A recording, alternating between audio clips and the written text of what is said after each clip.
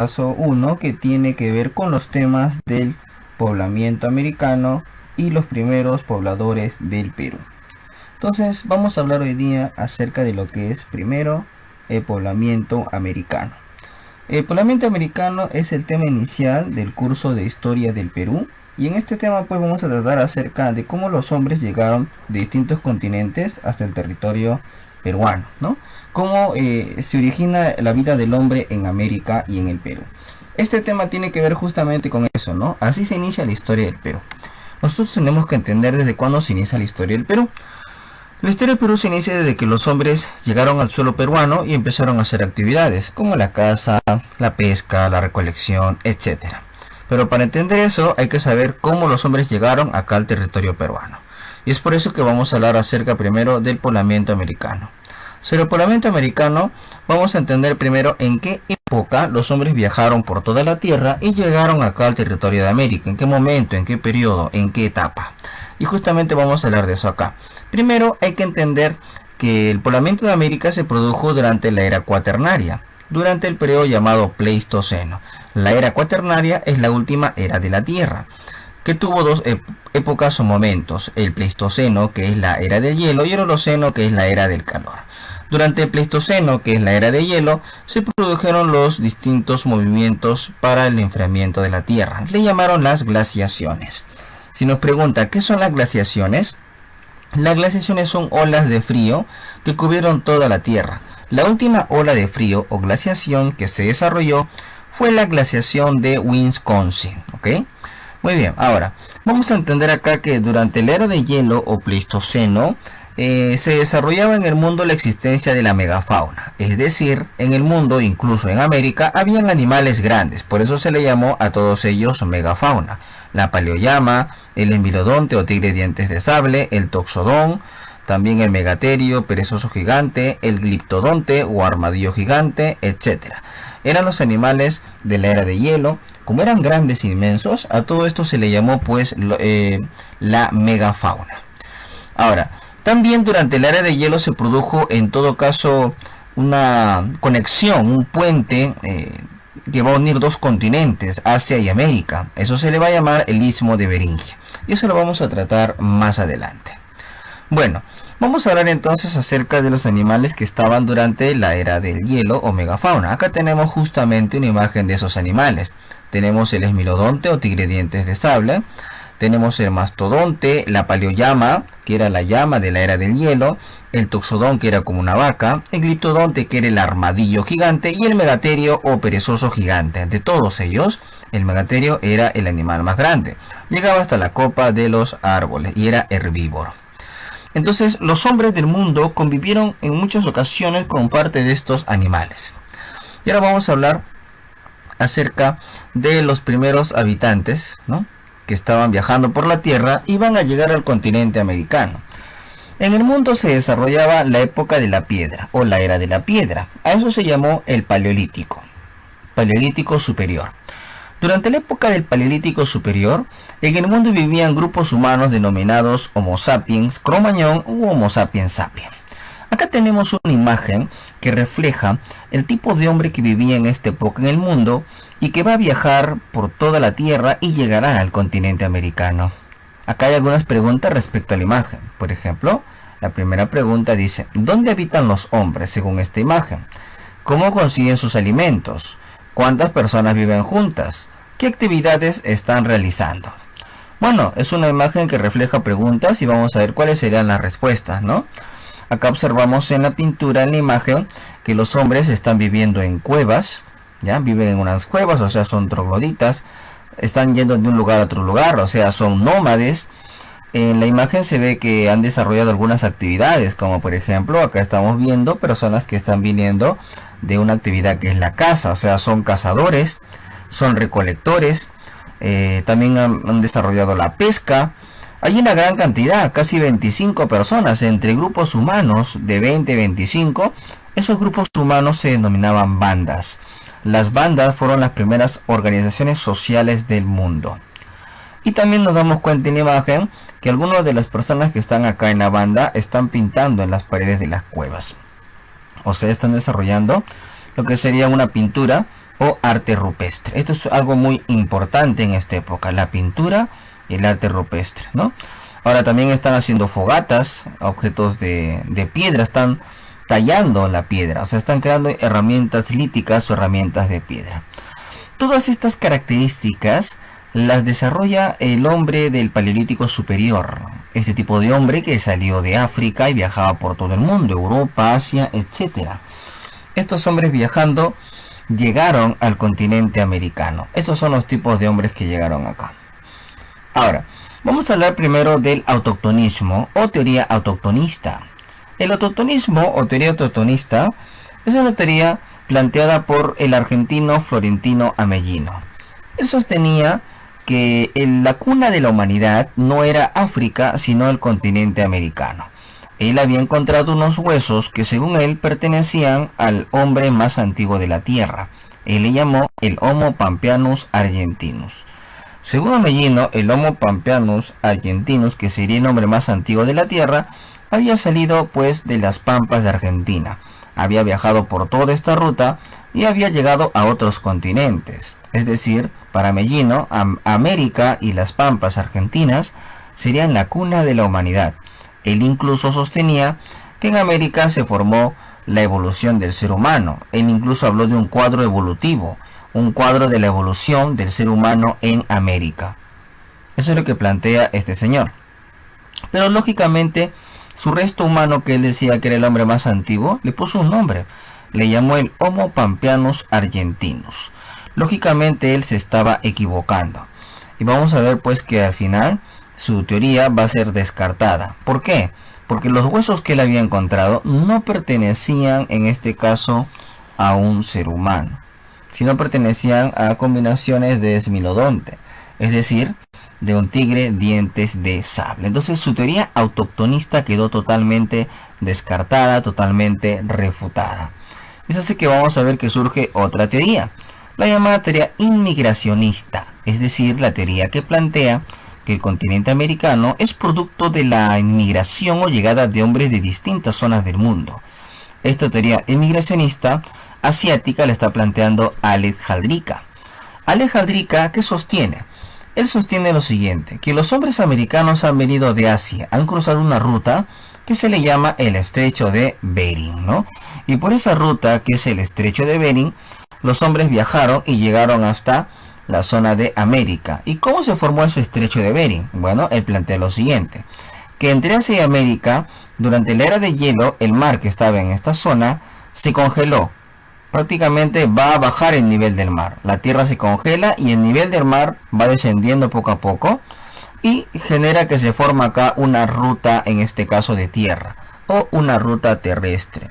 Entonces vamos a entender que la ruta terrestre que va a unir Asia y América surgió durante la era del hielo, cuando el nivel del mar descendió. Esa ruta terrestre se llamó el estrecho de Bering. Y por esa ruta, según Alex Jadrika, los hombres asiáticos van a viajar y van a llegar a América. Los asiáticos que viajaron venían de la región de Mongolia, eran los antiguos mongoles, que al nacer tenían una mancha en la espalda. A eso le llamaron la mancha mongólica. Y como Alex Jadrika dice que los nativos de América también al nacer tenemos una mancha en la espalda, entonces sería una prueba para entender que quizá nosotros provenimos de Asia, de la zona de Mongolia, porque la principal prueba que tenemos sería poseer en nuestra espalda o en una parte de nuestro cuerpo la famosa mancha mongólica. También hay otros parecidos entre los asiáticos y los americanos, como el color de los ojos negros, el color del cabello negro, también los ojos, la forma de los ojos que son semi rasgados, la piel cobriza, los pómulos sobresalientes, costumbres también como por ejemplo comer en el piso, cargar al bebé en la espalda, y también en costumbres o similitudes lingüísticas como el uso de palabras aglutinantes y polisintéticas. Es una semejanza. Incluso se menciona que el quechua andino se parece al turco asiático en cuanto a idiomas. O sea, hay muchas pruebas para creer que nosotros sí venimos de Asia. Para Alex Jadrika, la principal prueba fue tener la mancha mongólica.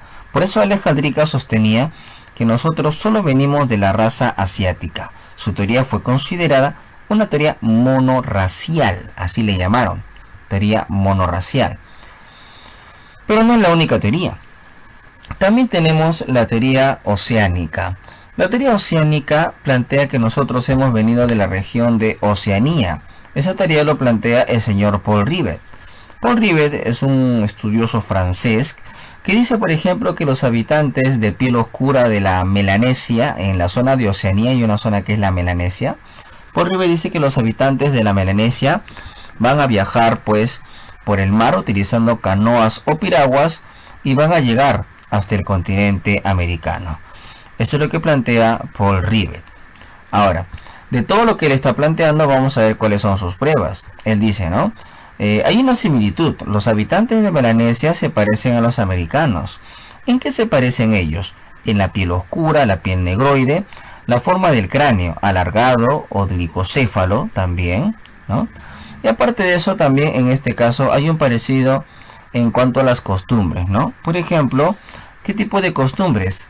La cerbatana, las ondas, la hamaca, el mortero, los tatuajes, los cultivos, el coco, la cocotera y la calabaza.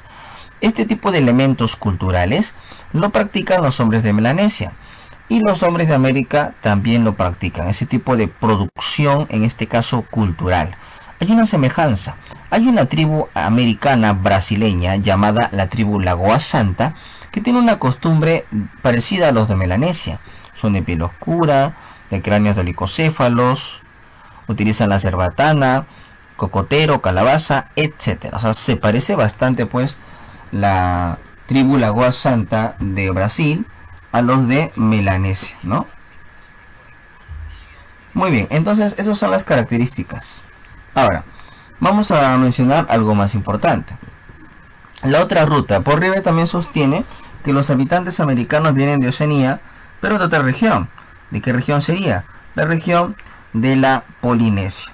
¿Y cuáles son sus pruebas para decir eso, no? Para decir que venimos de la región de la Polinesia. Son las siguientes, ¿no? Él dice que los habitantes de la Polinesia, que también están en Oceanía, viajaban utilizando unas canoas o piraguas y se iban por todo el mar, por todo el Pacífico, y llegaron también hasta América, ¿no? Eso es lo que plantea el señor Paul Rivet. Ahora, él dice lo siguiente, ¿no? Por ejemplo, hay una similitud entre lo que hacen los hombres de Polinesia y los hombres americanos, como por ejemplo, el uso de las macanas de madera, el arado de pie, que en el mundo andino fue conocido como la chaquitacya, los hornos bajo tierra, a eso se le conoce como la pachamanca, ¿no? Así como también hay una prueba que demostraría que quizá los antiguos peruanos son los que en realidad viajaron a la Polinesia, como por ejemplo el viaje o la expedición del Inca Tupac Yupanqui. Tupac Yupanqui es conocido pues como el Inca navegante. Cuenta la historia que Tupac Yupanqui viajó por el mar y llegó hasta las islas de la Polinesia. Y es posible que en la isla de Pascua, que pertenece a Oceanía, hay unos grandes monumentos de Chile que se llaman los moais. Se menciona como teoría que estas grandes esculturas de piedra llamadas moais podría haber sido construido por los incas, que eran especialistas trabajando enormes bloques de piedra. Y estos personajes podrían representar a los incas porque tenían grandes orejas, como los orejones cusqueños que vivían en la época del Tahuantinsuyo. Bueno, eso es parte de la teoría polinésica de Paul Rivet, ¿no? De las dos teorías de Polinesia y Melanesia, la que se está descartando es la ruta de Polinesia, porque en realidad se ha demostrado que los incas son los que viajaron a la Polinesia, no al revés. Pero tenemos también otra teoría. Es la teoría australiana de Méndez Correa. Méndez Correa plantea que los nativos de Australia viajaron con canoas por el sur hasta Antártida y al pasar por Antártida no se congelaron, porque justo se dio en Antártida el óptimum climático. ¿Qué es el óptimum climático? Es el clima óptimo, o sea, se plantea que en Antártida surgió un clima óptimo, salió el sol y justo cuando los australianos estaban pasando por Antártida. Entonces viajaron y así llegaron hasta América del Sur utilizando canoas y piraguas. ¿Cuáles serían las pruebas?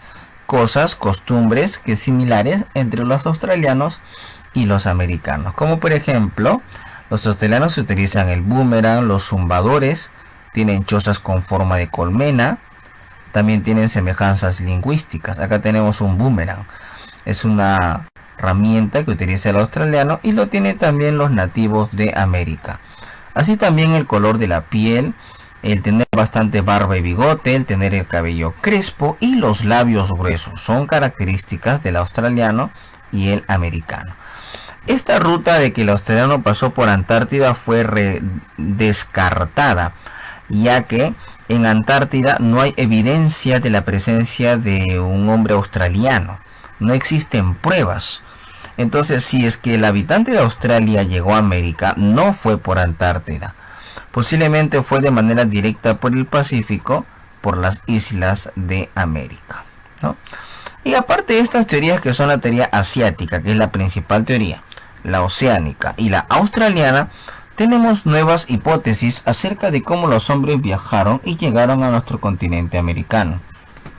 Por ejemplo, la hipótesis nueva es la que sostiene que los europeos viajaron por el norte, por el Atlántico Norte, llegaron hasta lo que es Groenlandia y descendieron hasta América, parte de Estados Unidos y el Canadá. Una de las pruebas para creer esto es que se han encontrado piedras en esa ruta de viaje, piedras similares en el estilo del tallado. Le llamaron el estilo de tallado solutrense o también el estilo de tallado Clovis, ¿no? Son estilos o formas de tallado en la piedra, que sería la prueba para creer que los hombres europeos viajaron por el Atlántico Norte y llegaron también a América, haciendo esta ruta, ¿no? El Atlántico Norte y América. A esta ruta se le conoce como la teoría noratlántica o la teoría europea del poblamiento americano. Bueno, es así que nosotros vemos que hay distintas evidencias como herramientas de piedra, Clovis, para creer que los hombres viajaron y al final llegaron a América. Y cuando los hombres viajaron y llegaron a América, se fueron trasladando por el continente americano y llegaron hasta el territorio del Perú. Cuando los hombres se trasladan de esa forma y llegan al territorio del Perú, podemos decir pues que ya se inicia la historia del Perú. Entonces vamos a hablar justamente de los inicios ya de la historia del Perú. Y ese tema se le llama los primeros pobladores del Perú. Esto es el inicio de nuestra historia. Ya sabemos que los hombres que están llegando aquí son organizados en bandas, son cazadores y son nómades. Entonces vamos a ver sus características, ¿no? Acá tenemos en la imagen un resumen de cómo eran los hombres de esta época del periodo lítico, ¿no? Acá, por ejemplo, estamos observando personas viviendo en unas cuevas, están cazando animales, por acá están recolectando, ¿no? O sea, acá se resume toda la actividad de los hombres peruanos en el periodo lítico. Y este grupo humano se llamó las bandas. ¿Cómo era la geografía del Perú cuando los hombres están llegando por acá? Bueno, era de la siguiente forma, ¿no? La costa peruana era distinta a la costa actual, la sierra y la selva también. Como se ve en la imagen, la costa tenía bastantes lomas y vegetación. Hoy en día la costa es seca, arenosa y desértica. Durante esta época inicial de la historia del Perú, que se llamó el periodo lítico, vemos que también el mar se había retirado varios kilómetros y eso generó que la costa peruana era más ancha, ¿no? Vamos a ver, el mar se retiró varios kilómetros. La sierra estaba cubierta de capas de hielo, nieve, casi toda la sierra era capas de hielo y nieve, glaciares. Y la selva era una zona de extensas llanuras, extensas praderas, había poca vegetación. Así era la geografía peruana durante el periodo lítico, que es la época inicial de la historia del Perú. Muy bien, ahora vamos a hablar acerca, pues, en este caso, de cómo se vivía durante el periodo lítico, ¿no? ¿Cuáles serían en todo caso esas características? Y vamos a observar acá un pequeño video, ¿no? Acerca de los animales que vivieron en el Perú. Acá estamos observando, por ejemplo, al gliptodonte o armadillo gigante, ¿no? Era uno de los animales de la época de la era de hielo, ¿no? Del periodo inicial de nuestra historia también. Entonces esto es pues el toxodón, también tenemos en la imagen. Hay que recordar que el toxodón era parecido a una vaca, parecido a un buey, ¿no? Estos eran animales herbívoros que abundaban bastante en el continente americano, ¿no? Ahora, aparte del toxodón, ¿no? Del gliptodonte, teníamos también acá las famosas paleollamas. Las paleollamas eran como las llamas de la era del hielo. También tenemos acá al esmilodonte, ¿no? O al tigre dientes de sable, que era el carnívoro más fuerte y poderoso durante esta época.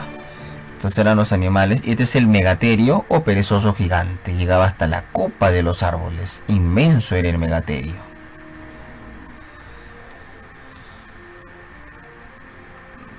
Estos animales son los que pertenecen a una época que se llama la era del hielo o pleistoceno. Y no olvidarnos del mamut, lógicamente, ¿no? El mamut es el animal representativo de esta época, ¿no? De la época de la era del hielo, los famosos mamuts. Entonces, todos estos animales convivieron con los hombres durante la época inicial de la historia de América, ¿no? Y vamos a ver ahora cómo es la forma de vida de los hombres durante el periodo lítico. Los peruanos durante este periodo eran recolectores. Los peruanos durante este periodo, aparte de ser recolectores, eran pescadores, así como también eran cazadores. Es decir, en resumen, los peruanos hacían muchas actividades, ¿no? La caza, la pesca, la recolección. Estas tres actividades son actividades depredatorias, también llamadas actividades parasitarias de subsistencia, ya que lo único que hacían los peruanos con estas actividades era consumir la naturaleza. La recolección lo practicaban principalmente las mujeres. La pesca lo hacían tanto varones como mujeres utilizando arpones. Y la caza lo practicaban los varones porque la fuerza física los ayudaba. Había una técnica especial para cazar animales, que era rodear a los animales y así atacarlos fácilmente. Era su técnica que ellos pues lógicamente utilizaron, ¿no? Ahora, vamos a entender también acerca de esta época lo siguiente. Durante esta época el peruano no conoce cómo cultivar, no conoce cómo producir, y eso va a generar grandes problemas. Vamos a entender también acá, por ejemplo, la forma o modo de vida, ¿no? Ellos, por ejemplo, vivían en cuevas. Estos señores que viven en cuevas son grupos humanos que se llaman bandas, son nómades. Se trasladan de un punto a otro porque la comida se les acaba rápido. Crean herramientas de piedra, desarrollan instrumentos líticos para poder cazar. Su información de cómo tallar la piedra es una información transmitida de padres a hijos, ¿no? Porque ellos no conocen mucho. Así enseñan, educan cómo crear herramientas. De igual forma, los hombres del Lítico desarrollan pintura o arte rupestre. Ellos pintan en las paredes de las cuevas y enseñan cuáles son en este caso las técnicas de caza o estrategias de caza. Planifican la caza, por eso desarrollan el arte rupestre. Es muy importante para ellos estas pinturas en las paredes de las cuevas, porque representa un contenido mágico y religioso. Bueno, también vamos a ver los restos arqueológicos más importantes del periodo lítico. Acá tenemos el resto de Guitarrero. Guitarrero, en este caso, es un resto arqueológico que se encuentra en el departamento de Ancash. Y la importancia es que se encontraron los restos líticos o los trabajos más importantes de piedra, considerado la presencia del hombre más antiguo del Perú. También tenemos otro resto arqueológico que es el resto de Pacaycasa en el departamento de Ayacucho. Acá en Pacaycasa, en Ayacucho, vamos a ver que se encontraron también restos líticos, restos de piedra, dando a entender la presencia muy antigua de hombres en Ayacucho. Los restos de piedra antiguos. Primero estuvo Guitarrero 1. También tenemos otro resto que es Paiján, en La Libertad, a orillas del río Chicama. Paiján, este lugar se le encontró dos esqueletos, el esqueleto de una mujer adulta y un niño, en posición fetal, posiblemente por la creencia de la vida después de la muerte. Esa es la importancia del resto de Paiján. También se encontraron puntas bifaciales, es decir, puntas de piedra, donde se le trabajó por los dos lados, se le sacó el filo por los dos lados, por eso le llaman puntas bifaciales. Paiján representa el entierro humano más antiguo de la costa y de todo el Perú. Otro resto importante es Chivateros. Chivateros es un resto que se encuentra en Lima, en la costa norte de Lima. También se le llama el hombre del río Chillón o el hombre de Chivateros. Sobre el resto de Chivateros, vamos a ver acá lo siguiente. Se encontró un gran taller lítico, o sea, un lugar donde las piedras trabajaban para que sean puntas de lanza. Ellos tallaban las piedras. Posiblemente encontraron una cantera, ¿no? Donde ellos trabajaban bastante la piedra y hacían puntas de lanzas para cazar animales. Otro lugar importante es Toquepala, que se encuentra en el departamento de Tacna. Toquepala, acá se le encontró la pintura rupestre más importante del Perú. Hay que recordar que para los peruanos la pintura era algo sagrado y divino, y la pintura rupestre más importante fue la que se encontró en el departamento de Tacna, en Toquepala. Y la pregunta es ¿por qué? Lo que sucede es que en esta pintura de Toquepala se representa una técnica de caza que se llama el chaco. ¿En qué consiste el chaco? Es la técnica de rodear al animal. Por eso la importancia de la pintura rupestre de Toquepala. Bueno, también vamos a ver acá otro resto importante, que es el resto de Lauricocha. Lauricocha es un resto que se encuentra en el departamento de Huánuco. La importancia es que acá se encontraron 11 esqueletos, algunos incompletos. Estos esqueletos tenían cráneos deformados o dolicocéfalos. De igual manera también se encontró pintura rupestre. Acá arte rupestre, también se encontraron restos de piedra o restos líticos. Eso se encontró aquí pues en Lauricocha. Es la importancia Lauricocha tiene entierros humanos más antiguos de la sierra, pintura rupestre y herramientas líticas. Eso es toda la importancia de Lauricocha. Bueno, ahora vamos a ver la siguiente etapa del Perú. La primera etapa fue el periodo lítico. La siguiente etapa se llama el arcaico temprano, también llamado arcaico inferior. En el arcaico temprano o arcaico inferior, vamos a ver acá que el estilo de vida del peruano ha cambiado. Si ustedes se percatan en la imagen, vamos a ver nuevas actividades. Como por ejemplo tenemos acá chozas, dando a entender que los hombres ahora crean sus viviendas. Antes vivían en cuevas en el periodo lítico, ahora ya no, viven en chozas. De igual forma, podemos ver acá lo siguiente, ¿no? Los hombres de esta época están en este caso cultivando, ¿no? Están iniciando la actividad del cultivo. Y también los hombres de esta época están organizándose en nuevos grupos humanos que se le llaman las aldeas. O sea, los hombres acá están organizados de esa forma, ¿no? Es su característica que tienen ellos. Ahora, vamos a ver también sobre esta época cómo va cambiando pues el estilo de vida de ellos, ¿no? Cómo va cambiando su forma de vida, su forma de trabajo. Por ejemplo, vamos a ver que la geografía fue cambiando. Antes vivían en una época del frío, pero el frío se va a terminar. ¿Cómo? Por ejemplo, nosotros sabíamos que la geografía del Perú era de esa forma. Es decir, el mar se había retirado varios kilómetros, ¿no? También estamos recordando que aparte de que el mar se retiró varios kilómetros, la costa era una zona de bastante vegetación, habían bastantes lomas en la costa, la sierra tenía bastantes capas de hielo, bastantes nevados, y la selva era una zona de extensas praderas, una zona con poca vegetación. Pero eso va a ir cambiando. Por ejemplo, la sierra va a perder su vegetación, en la sierra va a desaparecer los glaciares, el mar recupera su nivel el mar. También de igual manera la costa ya no tiene lomas ni vegetación, la costa se va a volver seca, la costa se va a volver desértica, ¿no? Esas son las características de esta época. Y la selva, donde había pues zonas planas, donde habían praderas, ahora cómo se va a volver, ahora se va a volver pues en este caso una zona de montañas, una zona pantanosa, ¿no? Va a ser la característica de esta época. Y así cambió la geografía peruana. ¿Por qué cambió así? Porque la era de hielo terminó. Y cuando termina la era de hielo, pues lógicamente eso afecta, ¿no? Vemos acá la era del hielo y eso va a acabar. Se va a iniciar la época de calor o también llamado Holoceno.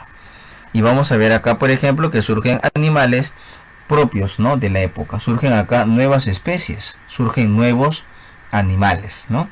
Y acá tenemos, por ejemplo, en este caso, los animales que son la vizcacha, la vicuña, el cuy, ¿no? Son nuevos animales, nuevas especies que están surgiendo en estos momentos, en esta época. Vamos a ver también acá, durante este periodo, un nuevo estilo de vida que surge en el Perú, ¿no? Acá tenemos, por ejemplo, la horticultura. Los peruanos están empezando a cultivar. Están desarrollando también acá la pesca con redes. Han creado redes de pesca. Es decir, los peruanos ya están conociendo un poco más sobre la naturaleza, ¿no? Están tratando de dominar más a la naturaleza los peruanos, ¿no? Están tratando de controlarla, conseguir su propio alimento. También acá vemos unas chocitas que son viviendas en forma de colmena. De igual manera vemos al fondo que están empezando a hacer cultivos, o sea, acá hay horticultura. Los peruanos son cazadores selectivos. ¿Qué significa eso? Que ya cuando cazan un animal no matan a cualquiera, van a seleccionar a su presa. Están pescando con redes, o sea, el nivel de vida ha mejorado. El nivel de vida se ha avanzado. Acá tienen las chozas de los hombres del Arcaico inferior, chozas con forma de colmena, hechos de ichu o paja. Entonces, ese es el nuevo estilo de vida de los hombres que viven en este periodo, que es el Arcaico inferior, ¿no? Muy bien. Ahora, vamos a ver también acá acerca, en este caso, sobre sus viviendas. Tenemos acá preguntas, ¿no? ¿Qué se encuentran construyendo? ¿Por qué ya no habitan en cuevas? ¿Y qué acciones se observan cerca al río? Ellos están construyendo viviendas. ¿Por qué no habitan en las cuevas? Bueno, porque han dejado estas viviendas. ¿Para qué? Para poder estar cerca al agua, y están desarrollando cerca al río la horticultura, ¿verdad? Esas son las respuestas a las preguntas. Llevan vegetales. Y acá hay el peculiar, es que las mujeres son las que desarrollaron los cultivos en el Perú, porque ellas conocían el ciclo de crecimiento de las plantas. Ellas sabían lo que necesita una planta para crecer. Entonces ellas son importantes porque ellas descubrieron la horticultura en el Perú. Y acá tenemos algunos restos arqueológicos importantes que pertenecen a este periodo, ¿no? Tenemos, por ejemplo, el resto arqueológico de Nanchoc, que se encuentra en Cajamarca. Acá se encuentra evidencia de la domesticación de la calabaza y el maní. El hombre de Nanchoc es considerado el primer horticultor o el primer domesticador de plantas en el Perú, en Cajamarca. Luego tenemos otro resto, es el hombre de Guitarrero. El hombre de Guitarrero se encuentra en Ancash, y acá se encontró evidencia de la domesticación del frejol, el frejol más antiguo del Perú. Tenemos también el resto de Santo Domingo, también se le llama el hombre de Paracas, aquí pues en el departamento de Ica, y aquí se encontró, en este caso, redes de pesca, aldeas, se encontró una flauta, un instrumento musical, una flauta hecho con hueso de pelícano. Eso es lo que se encontró acá, muy curioso, muy interesante. También acá vamos a ver otro lugar que se llama Telarmachay. Telarmachay se encuentra en Junín. La importancia de Telarmachay es que acá se encontró evidencia de la domesticación de la llama y la alpaca. Es decir, este señor, que es el hombre de Telarmachay, es considerado como el primer pastor de América, el hombre de Telarmachay. También tenemos Piquimachay, Piquimachay 1. Este sería ya Piquimachay 2, o también llamado el hombre de Ayacucho. Acá, ¿qué se encontró? Se encontró evidencia de la domesticación del cuy, que es el roedor andino. Acá se evidencia eso, ¿no? Cómo están domesticando al cuy, un roedor andino. Esa actividad se conoce en el Perú como la cunicultura, ¿no? Por la domesticación del cuy. Y también tenemos acá algo curioso, ¿no? También se llegó a domesticar al perro. Tenemos varios tipos de perros peruanos. Este es un perro desconocido, se llama el perro pastor peruano, también llamado perro de Chiribaya. Se encontró en Arequipa. Era un perro que ayudaba a los pastores a controlar a las llamas y alpacas. Y luego tenemos el clásico perro peruano, que es el perro calato. Este perro peruano se encontró en Chilca, o sea, aquí en el departamento de Lima, en la Panamericana Sur. Y acá se evidencia cómo el hombre peruano, el limeño antiguo, logró controlar este tipo de animal que le servía como una compañía fiel. Entonces, también en el Perú domesticamos a los perros. Y ahora vamos a hablar de la última etapa de los primeros peruanos. Esta etapa se llama el Arcaico superior. también llamado arcaico tardío o arcaico final. Durante esta época, ¿qué cosa es lo que sucede en el Perú? Vamos a ver, por ejemplo, que los hombres de esta época están creando canales de regadío, canales de irrigación, tienen varios tipos de viviendas, ¿no? Acá tienen viviendas pequeñas, así como también tienen viviendas grandes, centros ceremoniales. Esto me da a entender algo muy importante, algo muy curioso. Acá el grupo humano ha aumentado, acá hay más de 30 personas. Entonces este grupo humano que ha aumentado, ahora se le van a llamar los ayllus. En esta época surge el ayllu. Y como la población ha aumentado, lógicamente algunos tendrán más riqueza y más poder que otros. Los que viven en los palacios en estos lugares serán gente de jerarquía, de importancia social. O sea, acá no todos son iguales, van a haber clases sociales. Va a haber clases sociales, tenemos ayllus, y las personas están vestidas de una manera peculiar, ¿no? O sea, se está desarrollando acá lo que es el tejido, ¿no? De igual manera, vamos a ver que durante esta época están creando canales de regadío, canales de irrigación, o sea, hay algo muy curioso, ¿no? El hombre peruano ya está mejorando toda su producción. Su nivel de vida ha avanzado. Si acá hay un lugar religioso que podría ser un templo, significa que hay una élite sacerdotal. Hay un grupo religioso que está dirigiendo el control aquí, y eso lo vamos a ver después. Por ejemplo, acá podemos presenciar lo siguiente. Acá tenemos, dentro de lo que es el arcaico superior, la evidencia de la agricultura y la ganadería. Ya los peruanos dominaron la naturaleza, hicieron la primera revolución del Perú, que es la revolución agrícola. ¿En qué consiste la revolución agrícola? En aumentar su producción y tener alimento de sobra. Eso va a hacer que ellos ya no tengan que viajar de un lado a otro, o sea, se vuelven sedentarios, se quedan fijos en un solo lugar. ¿Por qué o para qué? Bueno, pues como ya tienen alimento fijo y seguro, no necesitan buscarlo en otros lugares, se quedan en un solo lugar. De igual manera, vamos a ver que ellos tienen un fuerte manejo y control del agua. Controlan los canales de irrigación, controlan los canales del agua. Eso es algo muy importante para ellos.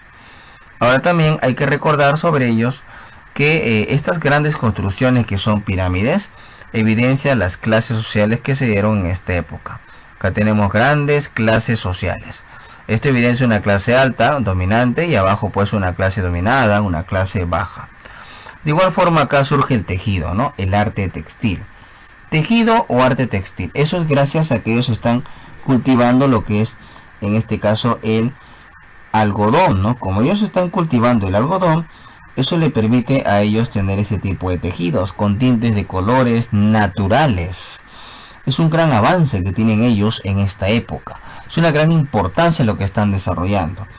Y es por eso que vamos a ver que durante este periodo, todo esto que está desarrollando evidencia algo importante, ¿no? El hombre ya logró dominar la naturaleza. El hombre ya logró controlar todo. Hizo la famosa revolución agrícola, que sería, siempre hay que recordarlo, jóvenes, como la primera revolución del Perú. ¿Cuál fue la primera revolución del Perú? La revolución agrícola, ¿no? Ahora vamos a ver cuáles son los restos más importantes encontrados en el Perú. Por ejemplo, tenemos el resto de Huaca Prieta. Huaca Prieta se encuentra en el departamento de La Libertad. Y acá este lugar es estudiado por el arqueólogo Junius Bird. ¿Por qué es importante? Porque acá se encontraron mates de calabaza, o sea, cáscara de calabaza seca, endurecida, donde se ven algunas figuras geométricas.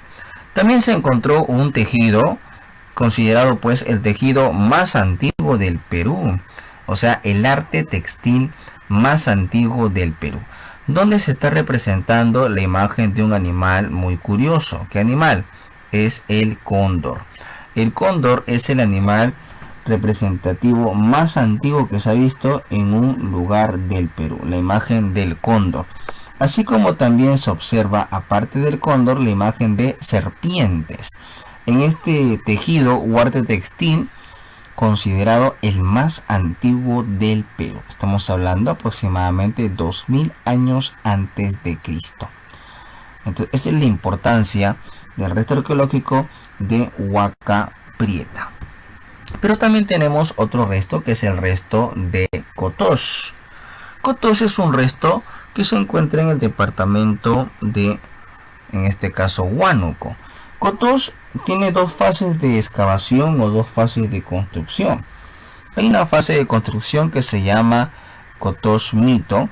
Hay otra fase de construcción que se llama Kotosh Whairajirka. Esta fase se llama Kotosh Mito, es la fase inicial que se encontró acá en Kotosh.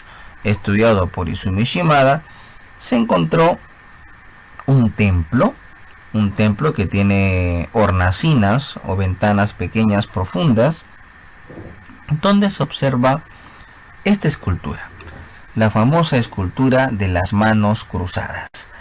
Esta escultura de las manos cruzadas simboliza pues en el Perú la evidencia de una lucha constante, de una dualidad andina o lucha de contrarios. Hay que tomar en cuenta que en el mundo andino siempre hubo una lucha entre el bien y el mal, el varón y la mujer, el sol y la luna, el día y la noche. Entonces todo ese elemento de enfrentamiento constante o dualidad andina se observa, por ejemplo, en esa escultura de unas manos cruzadas. Bueno, otro resto importante es el resto arqueológico de Chuquitanta. Chuquitanta es un resto que se encuentra en el departamento de Lima. Sobre Chuquitanta, que está en Lima, la importancia es que acá se han encontrado centros urbanos muy importantes. Acá, por ejemplo, tenemos grandes complejos arquitectónicos hechos en base a piedra, ¿no? Acá tenemos grandes complejos que evidencian lugares sagrados, lugares religiosos, que posiblemente lo relacionan bastante con la costa limeña. Acá predomina bastante lo que es el uso de la piedra, ¿no? Así como también vamos a ver pasajes, vamos a ver depósitos, todo eso es lo que vamos a ver por acá. Ahora, todo esto se encuentra en Lima, en el departamento de Lima, cerca de la zona que es el distrito de San Martín de Porres. Y de todos los lugares del Arcaico Superior, quizá considerado pues el lugar más importante es la ciudad arqueológica de Caral. Caral es muy importante. La pregunta es ¿por qué? Lo que pasa es que Caral, que se encuentra en la región pues de Lima Norte, en Caral se encontró evidencia de una ciudad. Caral es un lugar que fue estudiado primera vez por el arqueólogo Maxule, pero luego ya posteriormente aparece la arqueóloga sanmarquina Ruth Shadi. Y Ruth Shadi invita pues a los hombres esta época a interesarse más en Caral. Y es por eso que ella llega a ciertas conclusiones. Las conclusiones para ellas de Caral es que Caral fue la ciudad más antigua de América, contemporánea con Egipto y con Mesopotamia. Miren qué curioso. O sea, Caral tiene una antigüedad aproximadamente de 2000 años antes de Cristo. Cuando en el Perú los hombres de Lima estaban construyendo las pirámides de Caral, en el mundo se estaban construyendo también las pirámides de Egipto.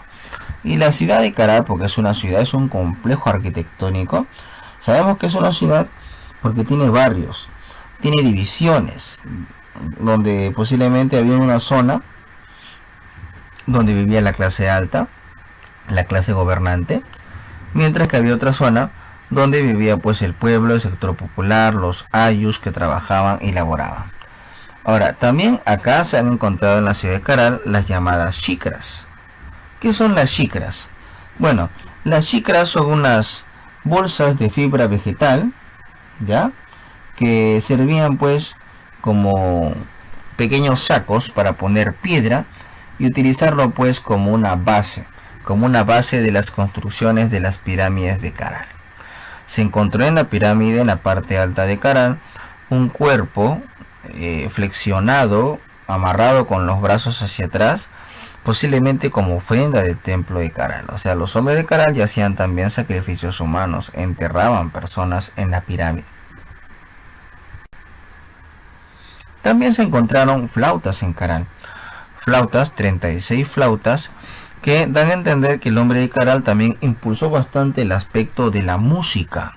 Desarrolló bastante el aspecto musical, posiblemente para hacer ritos ceremoniales, ritos sagrados en honor a sus dioses. Se menciona que en Caral uno de los dioses más importantes fue el fuego, porque en la parte alta de la pirámide del templo se observa justamente eso, la imagen del fuego, un fogón. Y también se menciona que los hombres de Caral desarrollaron bastante el comercio, el intercambio comercial, porque tenían un trueque, tenían zonas que eran posiblemente considerados los mercados de la época. Ahora, también se encontraron quipus. ¿Por qué es importante el quipu? Los hombres de Caral, como hacían un comercio y controlaban casi todo el valle de la costa, necesitaban un sistema que era un código de información para poder guardar toda la cantidad que ellos tenían, toda la cantidad de tributos, ofrendas y todo lo que ellos reciben. Es por eso que ellos impulsaron bastante lo que es el uso de los famosos quipus. Hay que recordar que la palabra quipu es nudo. Ellos, a través de estos nudos en las cuerdas, guardaban información numérica, sabían cantidades de tributos que iban y venían de un lado a otro lado. Ahora, sobre la ciudad de Caral, vamos a ver un pequeño video acerca justamente de que pueda profundizar lo que es en este caso la ciudad de Caral. Vamos a ver. Presentamos a la cultura Caral, la civilización más antigua de América. Descubierta en 1996 gracias a los trabajos de un equipo de arqueólogos encabezados por Ruth Shady. Si bien la existencia de sitios monumentales en el Valle de Supe se dieron desde inicios del siglo XX, fue recién con las excavaciones de la arqueóloga que se afirmó la naturaleza precerámica de esta ciudad sagrada. Surgió en el periodo denominado arcaico tardío o superior, llegando hasta el formativo inferior aproximadamente entre los años 3000 a 1800 a.C. El hallazgo de Caral dio un nuevo enfoque sobre el surgimiento de las antiguas civilizaciones del Perú y América, ya que hasta ese momento se consideraba Chavín como el foco cultural y cultura matriz del Perú. Se desarrolló en la costa norte central, específicamente en el valle del río Supe, en la provincia de Barranca, en Lima, lugar donde se han logrado identificar 20 asentamientos, 8 de ellos de mayor tamaño que las demás, entre las que destaca por su complejidad la ciudad sagrada de Caral, la que ha dado el nombre a esta importante civilización. Caral era una ciudad-estado teocrática donde cada asentamiento estaba representado por un curaca principal, el mismo que encabezaba una red de reciprocidad e intercambio con los curacas de otros pueblos contemporáneos. El curaca debía contar con conocimientos de astronomía para la elaboración del calendario de festividades, así como ordenar la orientación de la construcción de los edificios públicos. Dentro de su estructura, la población se dividía en clases sociales organizadas de manera jerárquica, con el curaca y clases dirigentes por encima de los ayllus, comunidades familiares que producían tanto para sí mismos como para el tributo que debían rendir a sus autoridades. Asimismo, se dio la especialización en determinadas actividades económicas como la pesca, la agricultura, cultivando calabaza, pacae, maní, ají, papa, maíz, algodón, entre otros, y el comercio, intercambiando sus productos mediante el trueque, incluso con zonas alejadas como la sierra, la selva y la costa ecuatoriana. La religión fue el factor de cohesión para mantener unidos a los habitantes del valle. Su centro religioso fue la ciudad sagrada de Caral, lugar donde se llevaban a cabo los rituales religiosos más importantes, como las festividades del calendario ceremonial. La construcción más importante de esta ciudad es la llamada Pirámide Mayor, ubicada en una posición dominante dentro de la urbanística de la ciudad, donde en la parte superior se encontraba el cuarto principal, donde funcionaba un fogón en el que se quemaban los alimentos entregados como ofrendas. En este recinto se vio el cuerpo de un adulto, aparentemente sacrificado, enterrado desnudo con las manos y los dedos cortados. Dentro de sus aportes culturales encontramos a la arquitectura, la escultura, la música y la textilería. Los habitantes de Caral construyeron extensas ciudades con edificios monumentales realizados con piedra, barro y materiales vegetales como las chigras, técnica que consistía en el uso de bolsas hechas con fibra vegetal rellenadas con rocas de diferentes tamaños. Las formas predominantes son las pirámides escalonadas, las plazas circulares o semicirculares hundidas, con escaleras que llevaban a lugares y habitaciones en la cima para los rituales y ceremonias. Asimismo, al no haberse encontrado armas ofensivas ni estructuras defensivas en sus construcciones, podríamos denominar a Caral como una civilización de paz. También encontramos a la importante pirámide de Huanca, en cuyo frontis se ubica el monolito Huanca, un impresionante monolito de más de 2 metros de altura al norte de la entrada, directamente relacionado con los aspectos astronómicos y ceremoniales de la vida en Caral. En cuanto a la escultura, si bien no se han encontrado manifestaciones de alfarería o cerámica, se ha establecido que sí modelaron ídolos antropomorfos con arcilla, las mismas que han sido encontradas fragmentadas y formarían parte de rituales relacionados con la renovación de los edificios y el culto de la fertilidad. Dentro del conjunto de restos encontrados en este sitio arqueológico, se descubrieron instrumentos musicales de viento como cornetas, flautas traversas y cuatro antaras, instrumentos realizados con huesos de guanaco, venado, cóndor, pelícano, etc. Posiblemente la música acompañaba las prácticas rituales y sociales.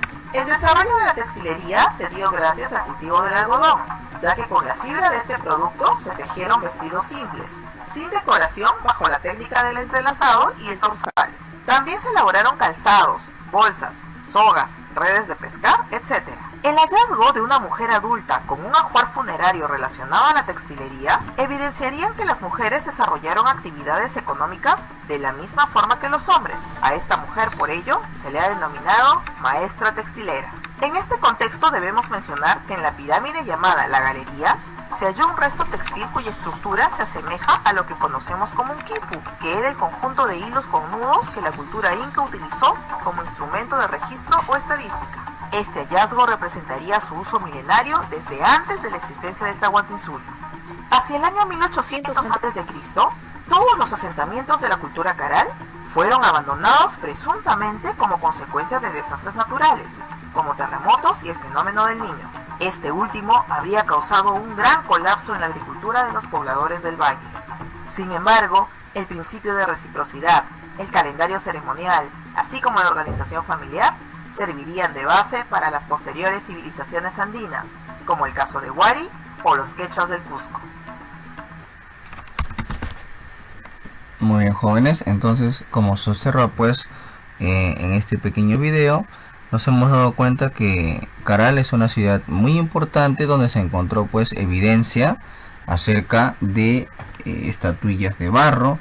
También en Caral se encontró evidencia de quipus. Según lo que se acaba de observar, el quipu era un elemento muy importante porque servía pues para como sistema contable. Hay que recordar que la ciudad de Caral tiene distintas zonas en las cuales ellos están dividiendo las distintas actividades, como por ejemplo una zona de mercado, una zona de artesanos, una zona de pequeños comerciantes, zonas de pescadores, etcétera. No son distintas zonas o espacios donde están los hombres de Caral desarrollando sus distintas actividades. Así como también el que se hayan encontrado flautas, que daban a entender que ellos tenían un nivel musical muy curioso, manejaban bastante lo que es la música, llegaron a sacar hasta 5 notas musicales. Entonces, en resumen de todo lo que hemos estado explicando, en resumen podemos entender lo siguiente, ¿no? Que durante el llamado arcaico superior, que es el arcaico final, surge la primera revolución del Perú, que es la revolución agrícola o agropecuaria. Aparece el ayllu, como se ve en la imagen, aparece el tejido, aparecen las clases sociales, surge un estado teocrático controlado por sacerdotes, crean canales de irrigación, es decir, los hombres peruanos conocen muchas actividades, ¿no? Ya tienen una sociedad más compleja, más desarrollada, una sociedad más avanzada en su momento. Y hay que recordar los restos que siempre van a venir en un examen, ¿no? Las características también. Recordemos nuevamente que en el arcaico superior se vuelven sedentarios, hacen la agricultura, practican bastante la ganadería. Como se ve en la imagen, manejan el control de los ríos, o sea, crean canales de irrigación. También hay que recordar que hay monumentos, lugares religiosos o de culto para las clases sociales, en este caso para la clase alta. Estaba integrada por sacerdotes que controlaban el poder, monopolizaban el conocimiento. De igual forma, como se estaba mencionando, surgió el tejido gracias al algodón. El algodón permite pues elaborar los tejidos en el arcaico superior.